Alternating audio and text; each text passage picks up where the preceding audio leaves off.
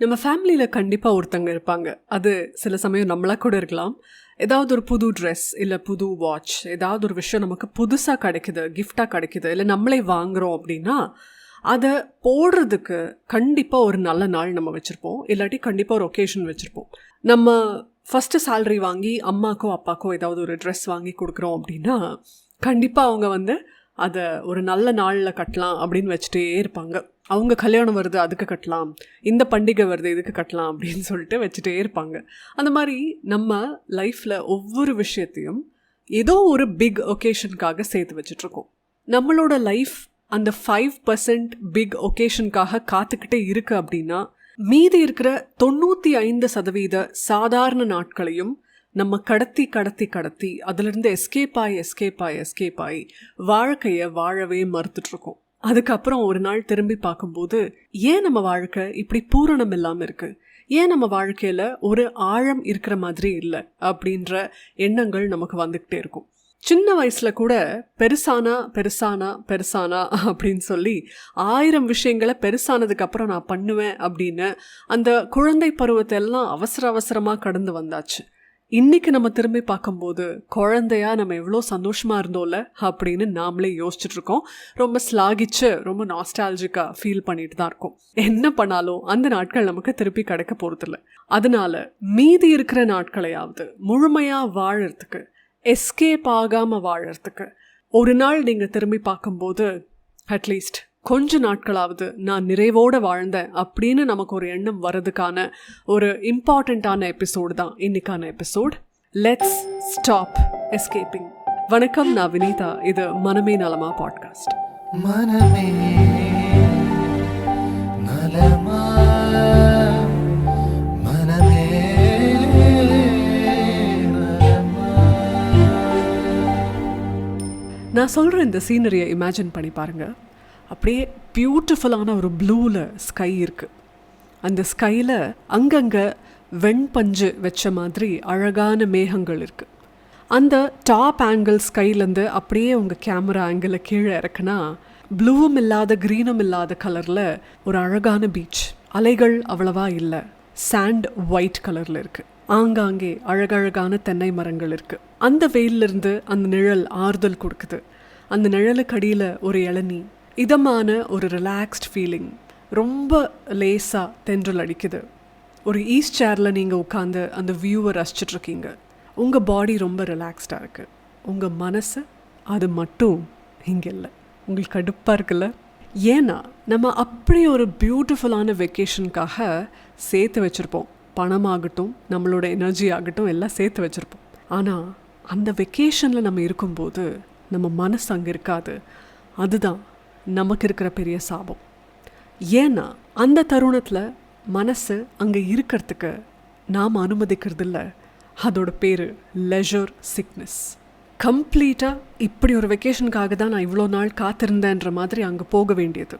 ஆனால் அந்த இடத்துல எதை பற்றியும் யோசிக்காத, இப்படி ஒரு என்வாயன்மெண்ட் உன் கண்ணு முன்னாடி இருக்குது. இந்த அமைதியை, இந்த லக்ஸுரியை, இந்த பீஸை நீ என்ஜாய் பண்ணு அப்படின்னு நம்மளால் உட்காரவே முடியல. அந்த பீச்சோட அழகான அலை இல்லாத அமைதியோ, இல்லை மெதுவாக அந்த தென்னை மரங்கள் சாமரம் வீசுகிற மாதிரி வீசுகிற அந்த தென்றலோ, அந்த சத்தம் கூட நம்ம காதில் கேட்க மாட்டேங்குது. நம்ம காதில் என்ன தெரியுமா கேட்கும்? பாஸோட சவுண்ட், லேப்டாப்பில் கீபோர்டோட சவுண்ட், நம்மளோட ஆன்லைன் மீட்டிங்கான அந்த லாகின் சவுண்ட், இதெல்லாம் தான் நமக்கு வந்துட்ருக்கோம். இன்னும் அந்த ஸ்ப்ரெட்ஷீட்டில் இருக்கிற 12வது காலம் பற்றி தான் அப்படி ஒரு என்வாயன்மெண்ட்லேயும் நம்ம யோசிச்சுட்ருப்போம். அப்படி ஆஃபீஸ் ஒர்க்குனால ஸ்ட்ரெஸ் இல்லைன்னா வேறு ஏதோ ஒரு ரிலேஷன்ஷிப் ஸ்ட்ரெஸ்ஸோ, இல்லை வேறு ஏதோ கடன் ஸ்ட்ரெஸ்ஸோ, ஏதோ ஒன்று நமக்கு அங்கே இருக்கும். ஸோ வெக்கேஷன் அப்படிங்கிறது நம்ம நார்மல்ஸிலேருந்து கொஞ்சம் ஒரு அழகான பிரேக் எடுத்துகிட்டு வரலான்னு போகிறோம். ஆனால் வெக்கேஷன்லேயும் நம்ம மனசு நம்ம எந்த அமைதியை நோக்கி போகிறோமோ, எந்த ரிலாக்ஸேஷனை நோக்கி போகிறோமோ அது கிடைக்கலன்னும் போது அப்புறம் அது என்ன வெக்கேஷன்?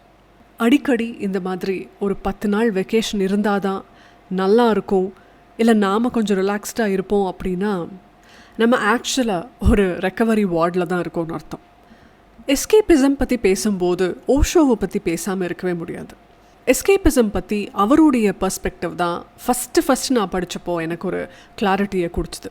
எஸ்கேப்பிசம் அப்படிங்கிறது ஹியர் அண்ட் நவ்வில் இல்லாமல் நம்ம தப்பிச்சு ஓடுறதுக்கான ஒரு விஷயம். நம்ம மனசே அப்படி தான் இருக்குது. இந்த நிகழ்காலத்தில் இந்த மனசு இருக்கவே இருக்காது.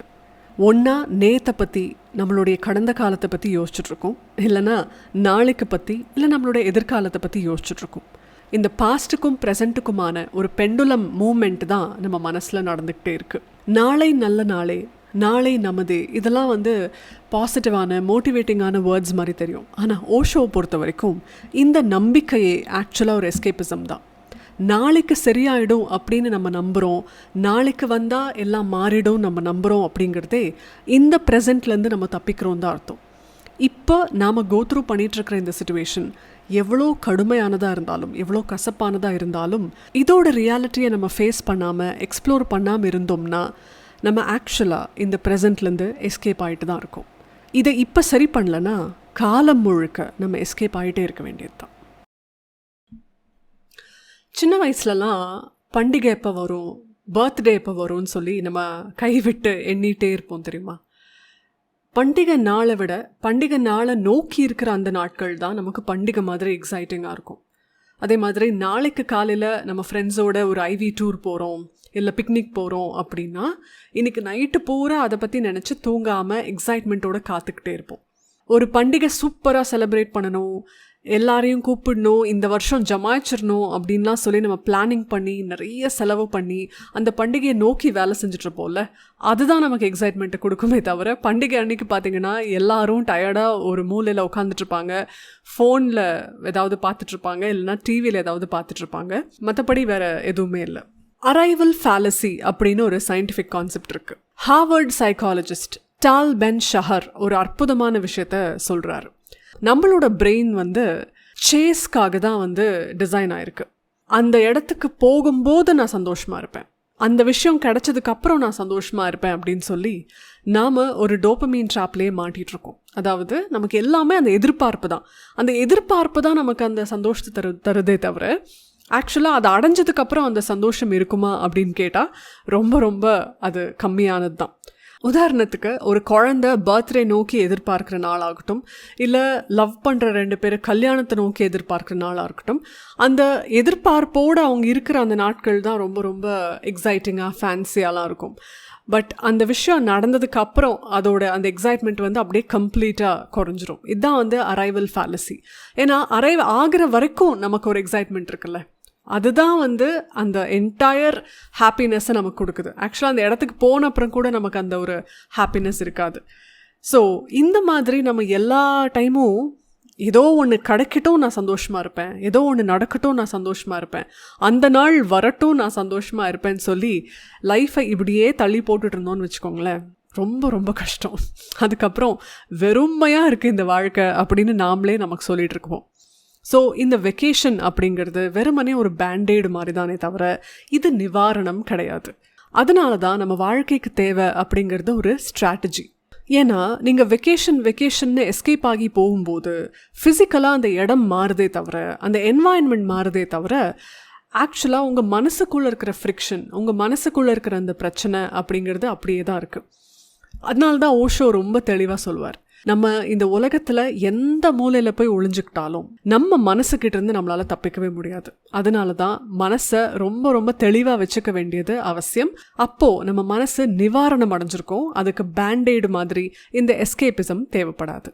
இந்த எஸ்கேபிசம் ஏன் நமக்கு பெருசாக உதவி செய்யாது அப்படின்னா, ஆக்சுவல் பிரச்சனை அப்படிங்கிறது, கோர் பிரச்சனை அப்படிங்கிறது இங்கே தீர்க்கப்படாமே இருக்குது. நம்ம டாக்டர்கிட்ட போகிறோம், அவங்க மேலோட்டமாக நம்மளோட சிம்டம்ஸை மட்டும் ட்ரீட் பண்ணி ஆழமாக நம்மளை பரிசோதிக்காமல் நமக்கு என்ன நோய் இருக்குன்னு அவங்க சொல்லாமல் அதை அட்ரெஸ் பண்ணாமல் விட்டுட்டாங்கன்னா நம்ம உடம்புக்கு அது எவ்வளோ கெடுதல். இதையே தான் நாம் நம்ம மனசுக்கு பண்ணுறோங்கிறது நமக்கே புரியவே மாட்டேங்குது. இந்த எஸ்கேபிசம் அப்படிங்கிறது ஒரு டெம்பரரி ஃபிக்ஸ், அவ்வளோதான். ஒரு வெக்கேஷன் மட்டும் நம்ம எஸ்கேபிசம் கிடையாதுங்க.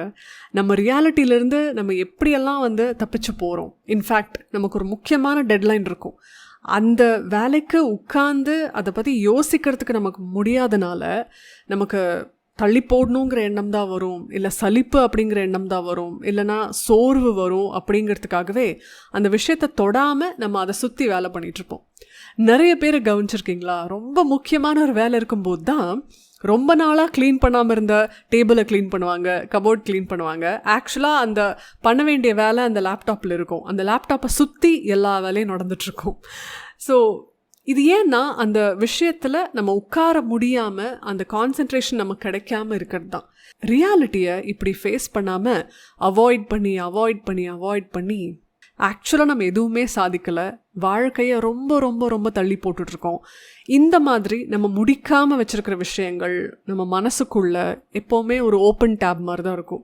அதனால தான் நீங்கள் இந்த உலகத்திலேயே மிக அழகான அமைதியான இடத்துக்கு போனாலும் உங்கள் மனசுக்குள்ளே அந்த விஷயம் கொதிச்சுக்கிட்டே இருக்கிறதுனால அமைதி அப்படிங்கிறது உங்களுக்கு சுத்தமாகவே கிடைக்க மாட்டேங்குது. இன்னொரு முக்கியமான விஷயம் சொல்கிறேன். அமைதியாக இருக்கணும், ரிலாக்ஸ்டாக இருக்கணும் அப்படின்னு நீங்கள் உங்கள் வீட்டில் நினச்சாலும் சரி, இல்லை நீங்கள் போயிருக்கிற அந்த பியூட்டிஃபுல்லான டெஸ்டினேஷனில் நினச்சாலும் சரி, அந்த இடத்த, அந்த தருணத்தை, அந்த மொமெண்ட்டில் கம்ப்ளீட்டாக இல்லாமல் நீங்கள் ஃபோன் எடுத்து செல்ஃபி எடுக்கிறது கூட ஒரு விதமான எஸ்கேபிசம் தான். அந்த எஸ்கேபிசம் உங்களுக்கு அமைதியும் ரிலாக்ஸேஷனும் தராது. நிறைய பேருக்கு ப்ரொக்ராஸ்டினேஷன் அப்படிங்கிறதும் மிகப்பெரிய பிரச்சனை. ஆனால் ப்ரொக்ராஸ்டினேஷன் நமக்கு டைமை சரியாக கையாள தெரியல அப்படின்னு அர்த்தம் கிடையாது. நம்மளோட எனர்ஜியை நம்மளால் சரியாக கையாள முடியல அப்படிங்கிறது தான் அதோடைய அர்த்தம். நம்மளுடைய மூளையோடைய டிசைனே நம்மளை சேஃபாக வச்சுக்கிறது தான். அதனாலேயே ஃபெமிலியரான கம்ஃபர்டபுளான விஷயங்களை நம்ம தொடர்ந்து செஞ்சுட்டே இருப்போம். நம்ம ஆக்சுவலாக ஒரு முக்கியமான வேலை செய்யணும்னு நினைப்போம், ஆனால் செய்ய முடியாமல் இருக்கிறதுக்கான காரணம் என்னென்னா பிரெயின் நம்மளை தடுத்துக்கிட்டே இருக்கும். அந்த வேலையை செய்யாத, அது ரொம்ப உன்னை புதுசான ஒரு எக்ஸ்பீரியன்ஸ்குள்ளே கொண்டு போயிடும், அது அன்ஃபெமிலியராக இருக்குங்கிறதுக்காகவே பிரெயின் நம்மளை ஒரு ப்ரொடெக்டர் மாதிரி இருந்து பாதுகாத்துட்டே இருக்கும். பட் அதெல்லாத்தையும் தள்ளி வச்சு நம்ம அந்த விஷயத்தில் ஈடுபட ஆரம்பிச்சிட்டோம்னா அந்த பிரெயினுக்கு அது பரிச்சயமாக ஆரம்பிச்சிடும். பரிச்சயம் ஆனாதான் அந்த பிரெயின் அதுக்கு கம்ஃபர்டபுளாக செய்ய ஆரம்பிக்கும். ஸோ ஒரு புது ஹேபிட் ஸ்டார்ட் பண்ணுறதா இருக்கட்டும், இல்லை நம்ம செய்யணும்னு நினைக்கிற வேலையை தள்ளி போட்டுகிட்டே இருக்கோம் அப்படின்னா நம்ம பண்ண வேண்டியது நம்மளோட எனர்ஜி எப்படி இருக்குது அப்படிங்கிறத கண்டிப்பாக நோட் பண்ணும். ஏன் ஒரு விஷயத்தை நம்ம தள்ளி போடுறோம் அப்படின்னு யோசிக்கிறது ரொம்ப முக்கியம். இன்னொன்று, இந்த புலி வருதுன்னு அந்த பில்டப் கொடுக்கும்போது தான் எல்லாருக்குமே பயமாக இருக்கும். ஆக்சுவலாக புலியை ஒரு வாட்டி நேரில் பார்த்துட்டா கூட அந்த பயம் போயிடும்னு சொல்லுவாங்கல்ல. அந்த மாதிரி தான் நம்ம எந்த விஷயத்தை தள்ளி போட்டுட்ருக்கோமோ அந்த விஷயத்தோட ஃபஸ்ட்டு ஸ்டெப்பை நம்ம எடுத்துட்டோம் அப்படின்னா தள்ளி போடுற அந்த தன்மை அப்படிங்கிறது கம்ப்ளீட்டாக குறைஞ்சு போயிடும். அதுக்கப்புறம் அந்த வேலையை ஆட்டோமேட்டிக்காக நம்ம செஞ்சுட்டே இருப்போம். ஸோ நம்ம பிரெயினுக்கு ஒரு ரிவார்டு கிடைச்சா மட்டும்தான் அந்த செயலை அதை தொடர்ந்து செய்யறதுக்கு ஈடுபடும். அப்போ அந்த ரிவார்டு எப்போ நமக்கு கிடைக்கும் அப்படின்னா ஒரு சென்ஸ் ஆஃப் அக்கம்ப்ளிஷ்மெண்ட் வரும்போது. ஸோ நம்ம பண்ணோன்னு நினைக்கிற டாஸ்கே 1 ஹவருக்கான வேலை அப்படின்னா அதை நம்ம 10 மினிட்ஸாக பிரிக்கலாம், இல்லை இன்னும் கம்மியாக 5 மினிட்ஸாக கூட பிரிக்கலாம். இல்லை அது ஒரு 100 ஸ்டெப் ப்ராசஸ் அப்படின்னா ஃபஸ்ட்டு 10 ஸ்டெப்ஸ் அப்படின்னு பிரித்து அதை மட்டும் நம்ம ஃபோக்கஸ் பண்ணலாம். நம்ம ஒரு அடி எடுத்து வைக்கும்போது ஆக்சுவலாக நம்ம பாதை அப்படியே தெளிவாகிறத நம்மளால் உணர முடியும். அதனால தான் action is important than motivation. Action is important than planning. Action is important than anything else. 1000 coaches கிட்டேருந்து 1000 மென்டார்ஸ் கிட்டேருந்து நம்ம 1000 விஷயங்களை கற்றுக்கலாம். அதில் ஒரு விஷயத்தை கூட நம்ம செயல்படுத்தலை அப்படின்னா நம்ம கற்ற கல்வி, நம்ம பெற்ற அறிவு எல்லாமே வேஸ்ட்டாக தான் போகும். நம்ம என்ன பண்ணணும் அப்படிங்கிறத யோசித்து அதுக்கான ஃபஸ்ட்டு ஸ்டெப்பை எடுத்து வைக்க வேண்டியது அவசியம். ரெண்டாவது, இந்த எஸ்கேபிசம் எதுக்காக நம்ம தேர்ந்தெடுக்கிறோம் அப்படின்னா ஏதோ ஒரு புதுமை நமக்கு வேணும் அப்படிங்கிறது தான். சில பேரை நீங்கள் கவனிச்சிருந்தீங்கன்னா எப்படா வீக்கெண்ட் வரும் அப்படின்ற மாதிரியே வாழ்ந்துட்டுருக்கிற நிறைய பேர் இருப்பாங்க. வாழ்க்கை முழுதுமே நம்ம சாட்டர்டே சண்டேக்காகவே காத்துட்ருக்கோன்னா மீதி 5 நாளில் நம்ம எவ்வளோ நேரத்தை வேஸ்ட் பண்ணுறோன்னு யோசிச்சு பாருங்களேன். ஒரு வாரத்தில் 5 நாள் அப்படின்னா 120 மணி நேரம் கம்ப்ளீட்டாக வேஸ்ட்டாக போகுது, இல்லை கம்ப்ளீட்டாக அன்அவேராக போகுது அந்த சாட்டர்டே சண்டேவை எதிர்பார்த்து. இந்த மாதிரி ஒரு மாதத்தில் பார்த்திங்கன்னா இந்த 480 மணி நேரங்களை மைண்ட்ஃபுல்லாக இன்டென்ஷனல் நம்ம யூஸ் பண்ணால் லைஃப்பில் என்னெல்லாம் பண்ணலான்னு யோசிச்சு பாருங்கள். அது எந்த அளவுக்கு ப்ரொடக்டிவாக இருக்குன்னு யோசிச்சு பாருங்கள். ஸோ இந்த வீக்கெண்டுக்காக காத்திருக்கிறது அப்படிங்கிறது மெயினாக நாவல்ட்டிக்காக தான். ஏதோ ஒரு புதுமை நமக்கு கிடைக்கணும் அப்படிங்கிறதுக்காக. அந்த புதுமை வீக்கெண்டில் தான் வரணும்னு கட்டாயம் கிடையாது. நம்ம வாரத்திலேயே அதை மைண்ட்ஃபுல்லாக பண்ண முடியும். ஸோ ஒவ்வொரு நாள் சாயந்தரமும் நம்ம ரொட்டீன்லேயே இல்லாமல் கம்ப்ளீட்டாக ஒவ்வொரு நாளும் வித்தியாசமான சில விஷயங்களை பண்ணலாம். டெய்லி ஈவினிங் நீங்கள் ஆஃபீஸ் முடிஞ்ச ஒரே ரூட்டு தான் எடுத்து வீட்டுக்கு போகிறீங்க அப்படின்னா ஒரு நாள் கம்ப்ளீட்டாக டிஃப்ரெண்ட்டான ரூட் எடுக்கலாம். இல்லை கம்ப்ளீட்டாக டிஃப்ரெண்ட்டான ஒரு டிரான்ஸ்போர்ட் யூஸ் பண்ணலாம். ஏதாவது ஒரு கிளப்பில் ஜாயின் பண்ணலாம். வாரத்தில் ஒரு நாள் அந்த கிளப்பில் போய் ஸ்பெண்ட் பண்ணலாம். ஏதாவது ஒரு புது ஹாபி கற்றுக்கலாம். இல்லை ஏதாவது ஒரு ஸ்போர்ட்ஸில் இன்ட்ரெஸ்ட் எடுத்து அந்த ஸ்போர்ட்ஸ் கற்றுக்க ஆரம்பிக்கலாம். இல்லை கம்ப்ளீட்டாக நமக்கு டைம் கிடையாது அப்படின்னா கம்யூட்லேயே புதுசாக ஏதோ ஒரு விஷயத்தை கற்றுக்கிறதுக்கோ படிக்கிறதுக்கோ நம்ம டைம் எடுத்துக்கலாம். எல்லா மணி நேரங்களையும் இன்டென்ஷனல் நம்ம யூஸ் பண்ணோம் அப்படின்னா அது கண்டிப்பாக நமக்கு ஹெல்ப்ஃபுல்லாக இருக்கும். இந்த புதுமையை தேடி இந்த எஸ்கேப் ஆகிற விஷயம் அப்படிங்கிறது கொஞ்சம் கொஞ்சமாக குறையிறத நம்மளால் உணர முடியும். 3வது முக்கியமான விஷயம் என்னென்னா நோ அப்படிங்கிறது லைஃப்பில் எவ்வளோ ப்ரெஷஸான ஒரு வார்த்தை அப்படிங்கிறத தன்னுடைய டைமை மீட்டெடுத்தவங்க கிட்ட கேட்டிங்கன்னா அழகாக சொல்லுவாங்க. ஏன்னா எதெல்லாம் தன்னுடைய வாழ்க்கையில் அனாவசியமோ அதுக்கெல்லாம் கொஞ்சம் கூட தயக்கமோ கூச்சமோ இல்லாமல் நோ சொல்கிறது மூலமாக டைம், எனர்ஜி எல்லாத்தையும் சேவ் பண்ணி தன்னுடைய வாழ்க்கையில் எது முக்கியமோ அதுக்கு முக்கியத்துவம் கொடுக்கறதுக்கான வாய்ப்பை அவங்க ஏற்படுத்திக்கிறாங்க.